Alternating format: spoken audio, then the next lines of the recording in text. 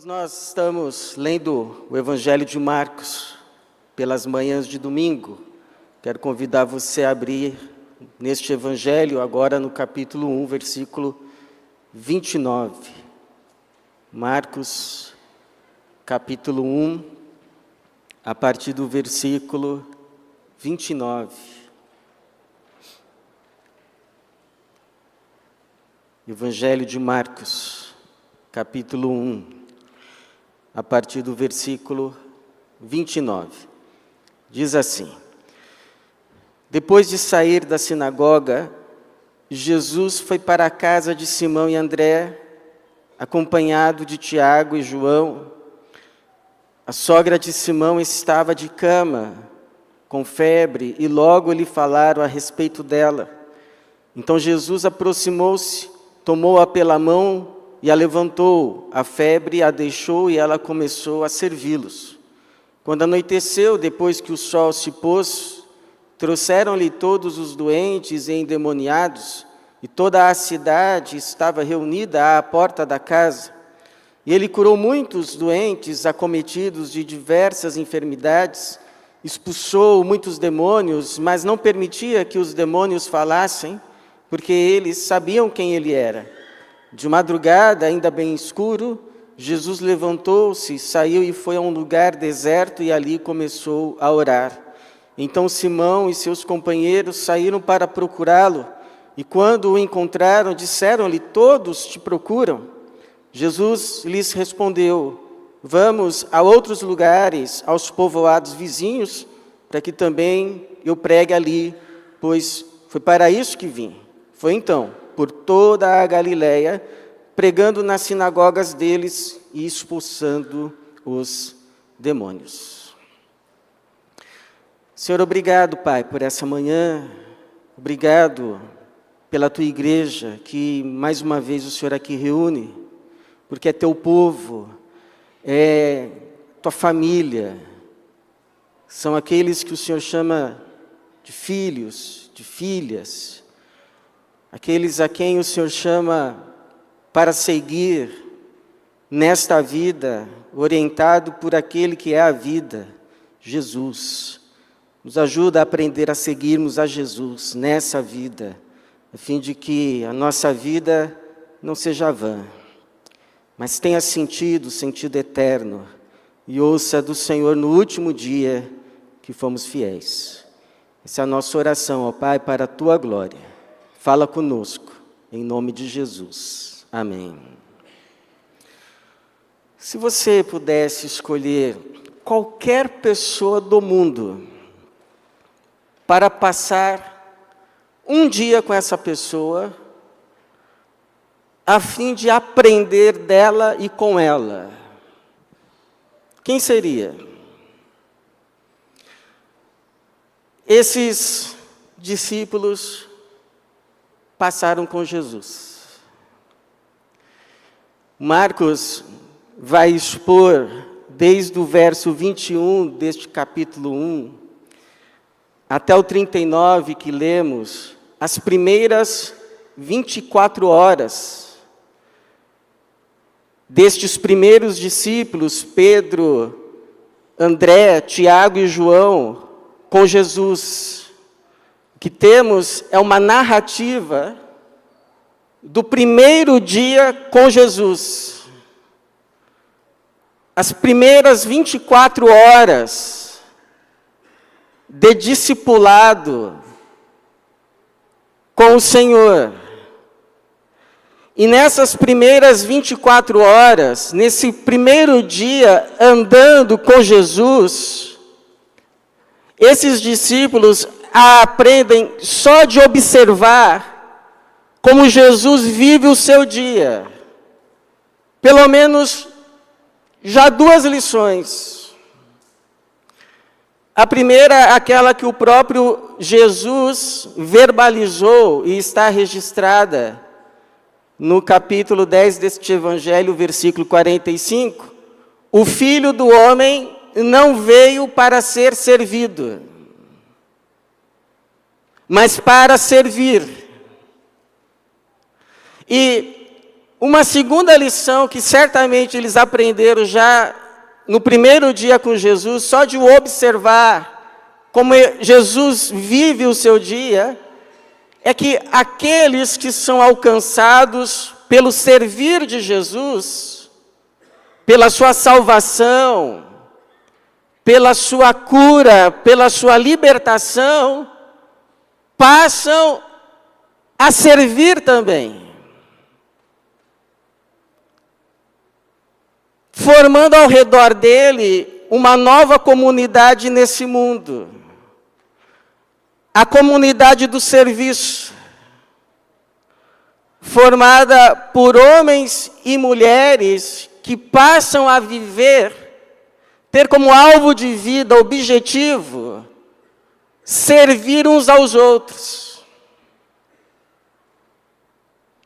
É o que a gente vê aqui nesse texto, quando Jesus cura a sogra de Pedro, que estava acamada, estava prostrada, numa cama com uma febre que insistia em não a deixar. Então Jesus se aproxima dela, a toma pela mão, a levanta, e o que acontece? Versículo 31.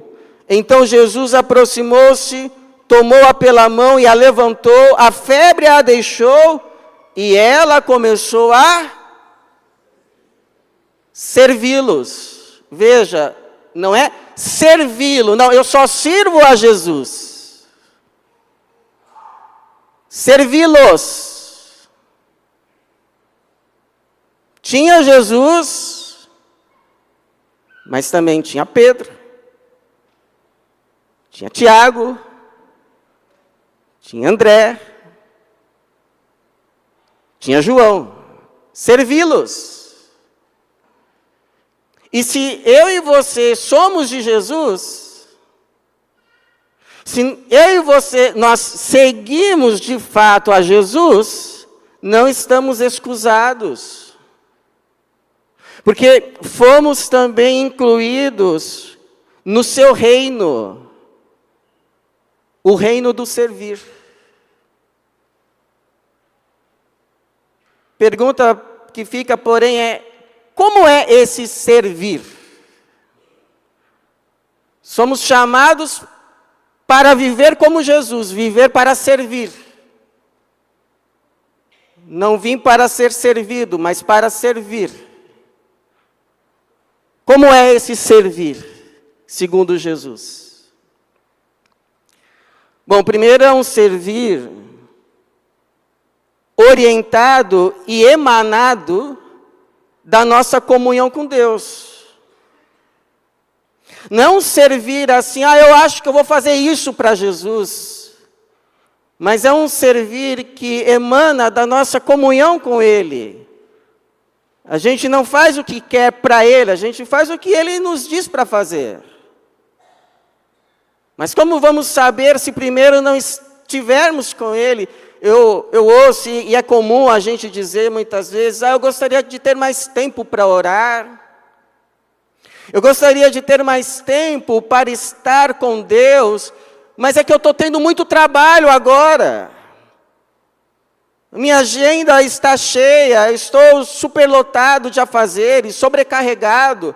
Eu espero um dia ter menos serviço, menos obrigações, para poder ter mais tempo com Deus. Interessante é que muito trabalho nunca foi impedimento para Jesus estar com o Pai.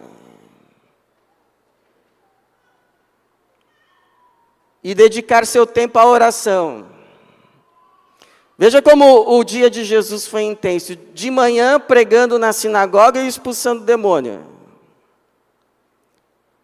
À tarde curando a sogra de Pedro. No fim da tarde, comecinho da noite, começa a se formar uma fila que vai não tendo fim, vai se aumentando e aumentando, porque as pessoas da cidade, toda a cidade começa a trazer a ele os seus enfermos, os endemoniados, e o que o texto vai dizer, o sentido é que ao redor da casa, o movimento era tamanho que o movimento das pessoas pareciam ondas ao redor da casa. E Jesus curou a muitos, libertou a muitos, num servir que provavelmente foi até tarde da noite. Jesus deveria já estar exausto. Mas olha o que diz o verso 35. De madrugada, ainda bem escuro, Jesus levantou-se, saiu e foi a um lugar deserto e ali começou a orar. Orar. Estar com Deus. Saber quais seriam os próximos passos.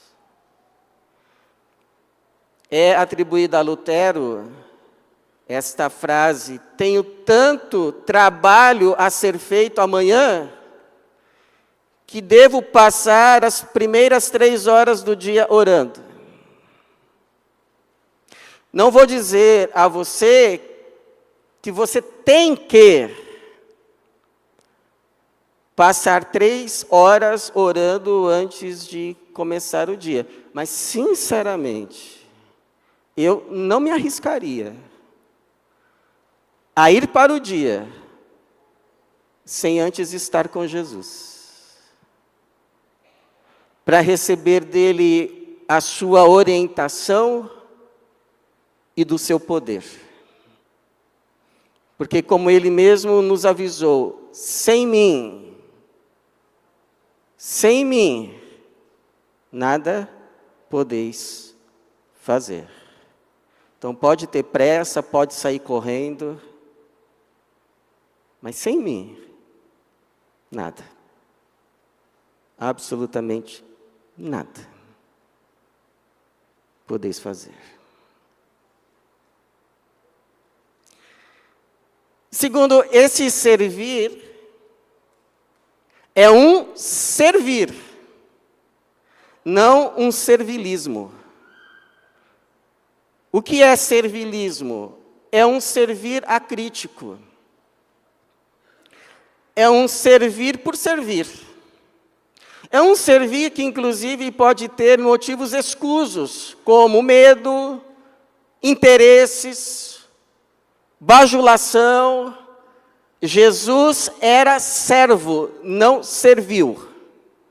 Ele, quando aqui, atendeu a muitos, mas não todos. Por exemplo, quando um homem chega-se a ele e diz: Senhor, pede que o meu irmão divida comigo a herança. Ao que Jesus respondeu: homem, quem me constituiu juiz ou intermediário entre vós? Lucas 12, 13 a 14. Quando a mãe de Tiago e João se aproxima dele e diz: Senhor, concede que esses meus 2 filhos, um se sente à sua direita, outro à sua esquerda, no seu reino. Ao que Jesus responde: o sentar-se à minha direita, à minha esquerda, não me compete concedê-lo. Isso será dado para quem está preparado por meu Pai. Mateus 20, 21, 23. Quando Herodes, o rei, se alegra em ver Jesus e diz assim: faz aí um milagre para eu ver. Jesus sequer lhe dá resposta. E quando vem a ele com esse urgente, exigente pedido e solicitação, todos te procuram. Ele diz: vamos a outros lugares, aos povoados vizinhos, para que também eu pregue ali, pois foi para isso que vim. Jesus veio para servir, não para agradar todo mundo. A gente serve a Deus servindo as pessoas, sim. Mas em tudo que Ele requer e quer de nós. Não em tudo que elas querem e requerem de nós. E é a nossa comunhão com Deus que vai nos ajudar a discernir uma coisa e a outra. Não, isso que se está requerendo de mim agora, bate com o que Deus falou comigo hoje, com as obras que Ele preparou para eu andar hoje. Ou, não, isso é um desvio do propósito.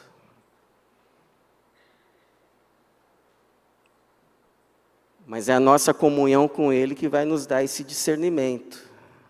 E isso, irmãos, é libertador. Porque nos liberta da tarefa impossível de agradar sempre. E todo mundo. Então, quando você ficar numa pressão entre agradar um ao outro, tipo, o fulano quer isso, mas o Beltrano quer aquilo. Não olhe nem para o fulano, nem para o Beltrano, olhe para Jesus. E faça o que Ele ordena, e pronto. Porque quando você faz o que Jesus ordena, você faz o bem, abençoa todo mundo. Ainda que não agrade ninguém. Nenhum, ou nem o outro, ou ninguém. Você pode ter certeza que abençoou a todos. Como o Paulo vai dizer, Gálatas 1:10. Se estivesse ainda agradando a homens, não seria servo de Cristo. Se ainda estivesse agradando a homens, não seria servo de Cristo. Agora, importante ainda, terceiro, é que esse servir do reino é um servir que visa exclusivamente o bem das pessoas e a glória de Deus e nada mais. Porque imagine que você comece um negócio hoje, abra uma empresa, abra uma loja. E amanhã de manhã, logo cedinho, antes da loja abrir, tem uma fila quilométrica na porta da loja esperando abrir. Ou você começa uma escola, anunciou, nova escola, não sei o que tal. No outro dia de manhã, tem uma fila de pais querendo matricular os seus filhos. Como que você definiria isso? Sucesso total. Incomum, anormal, e que exigiria ao mesmo tempo uma resposta tua imediata, a fim de não perder a oportunidade, talvez, da vida. Então, é assim que os discípulos leem a situação.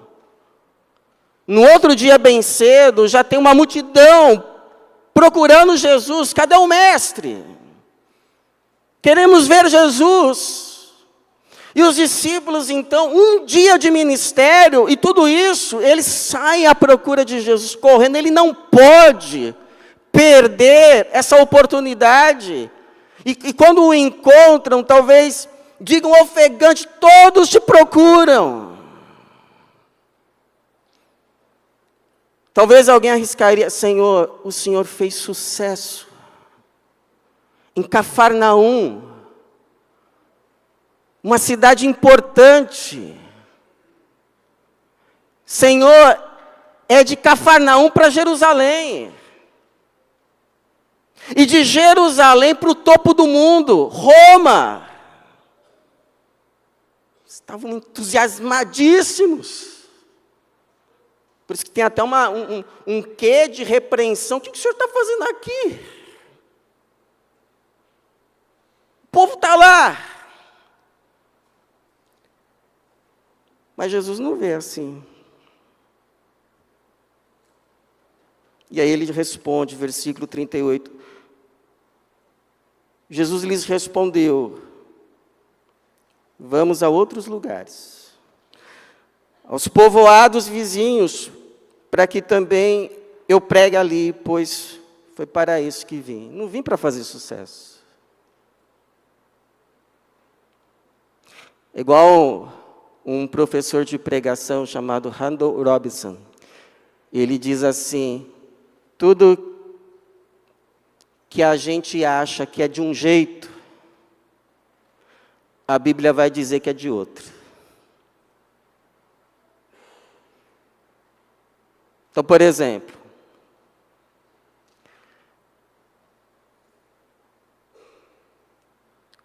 dons e talentos, a motivação deles no servir do reino, não é o exercício de dons e talentos,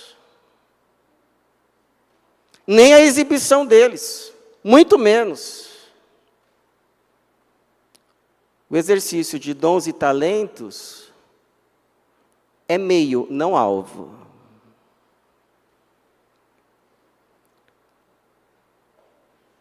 O servir no reino não visa realização pessoal.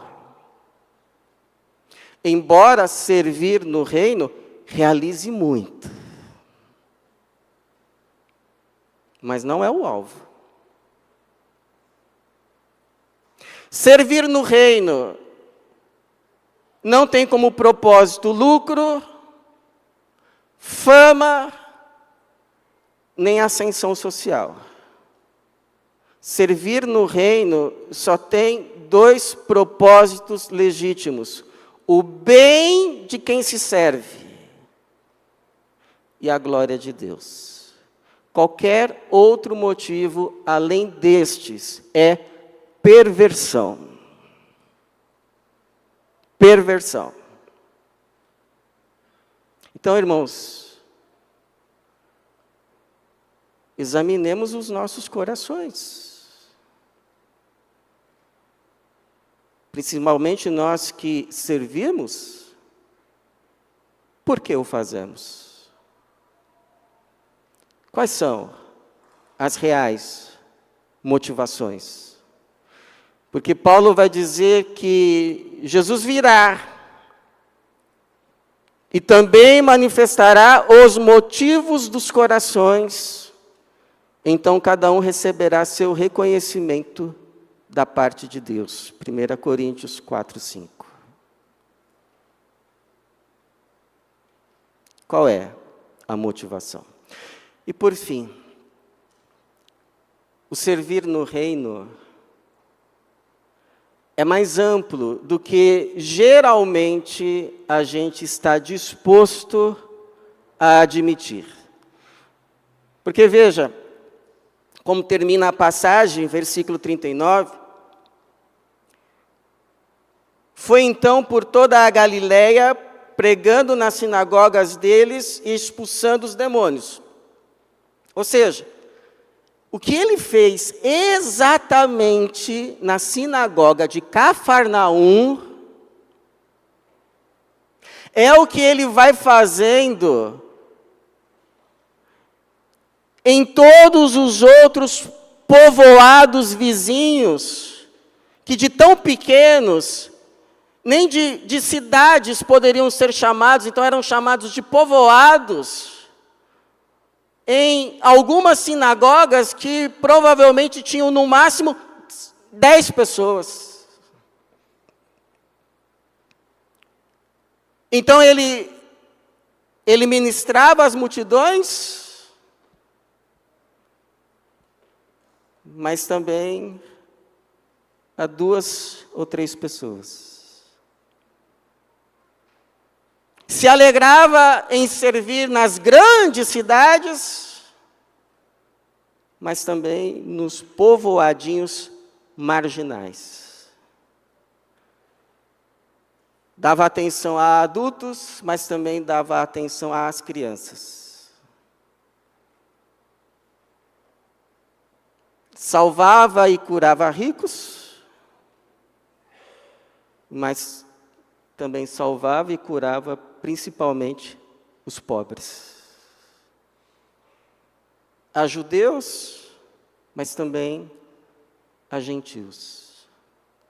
Em outras palavras, ele não fazia discriminação onde e a quem servir. E os discípulos dele deveriam? Isso me faz lembrar um professor, uma vez, dizendo assim numa aula, ele fez um comentário que desmereceu